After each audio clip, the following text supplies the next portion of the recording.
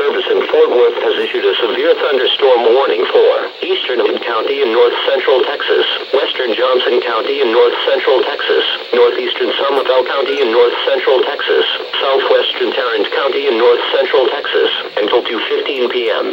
At 1:34 p.m., National Weather Service meteorologists detected a severe thunderstorm capable of producing ping-pong ball-size hail and damaging winds in excess of 65 miles per hour. This storm was located 5 miles northwest of Cleburne State Park, moving northeast at 40 miles per hour. The severe thunderstorm will be near Godley and Cleburne around 1:45 p.m., Keene around 1:50 p.m., Joshua around 1:55 p.m., Crowley and Burleson around 2:05 p.m. For your protection, move to a sturdy shelter until the storm has passed. If you are caught outside, seek shelter in a strong building and stay inside, away from windows until the storm has passed.